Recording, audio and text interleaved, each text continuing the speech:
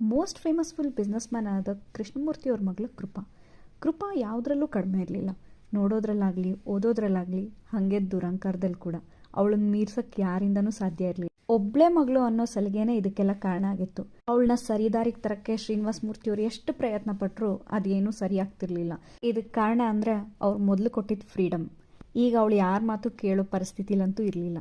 ಹೀಗೆ ಒಂದು ದಿವಸ ಶ್ರೀನಿವಾಸ ಮೂರ್ತಿಯವ್ರು ಕೆಲಸ ಮಾಡ್ತಿರ್ಬೇಕಾದ್ರೆ ದಿಢೀರಂತ ಬಂದು ಕೃಪಾ, ಡ್ಯಾಡಿ ನಾನು ಇವತ್ತು ಪಾರ್ಟಿಗೆ ಹೋಗ್ತಿದ್ದೀನಿ, ನೈಟ್ ಬರೋದು ಲೇಟ್ ಆಗುತ್ತೆ, ನನಗೋಸ್ಕರ ಯಾರೂ ಕಾಯಬೇಡಿ ಅಂತ ಹೇಳಿ ಅಲ್ಲಿಂದ ಹೊರಟೋಗ್ತಾಳೆ. ಶ್ರೀನಿವಾಸ ಮೂರ್ತಿಯವ್ರು ಎಲ್ಲಿ ಯಾರ ಜೊತೆ ಹೋಗ್ತಿದ್ಯಾ ಅಂತ ಕೇಳೋಷ್ಟರಲ್ಲೇ ಅವಳು ಆಗಲೇ ಹೊರಟಾಗಿರುತ್ತೆ. ಹೀಗೆ ಬಿಟ್ಟರೆ ಮಗಳು ಕೈ ತಪ್ಪೋಗ್ತಾಳೆ ಅನ್ನೋ ಭಯ ಕೂಡ ಅವರಲ್ಲಿತ್ತು. ಅದಕ್ಕೆಲ್ಲ ಅವ್ರು ಆಗಲೇ ಒಂದು ಪ್ಲ್ಯಾನ್ ಮಾಡಿರ್ತಾರೆ. ಮಗಳನ್ನ ಹೇಗೆ ದಾರಿಗೆ ತರಬೇಕು, ಮಗಳನ್ನ ಹೇಗೆ ತಮಗೆ ಬೇಕಾದಂಗೆ ಚೇಂಜ್ ಮಾಡ್ಕೋಬೇಕು ಅನ್ನೋದಕ್ಕೆ ಶ್ರೀನಿವಾಸ ಮೂರ್ತಿಯವರು ಆಲ್ರೆಡಿ ಒಂದು ಪ್ಲ್ಯಾನ್ ಕೂಡ ಮಾಡಿಟ್ಕೊಂಡಿರ್ತಾರೆ. ಆ ಪ್ಲ್ಯಾನ್ ಆದರೂ ಏನು?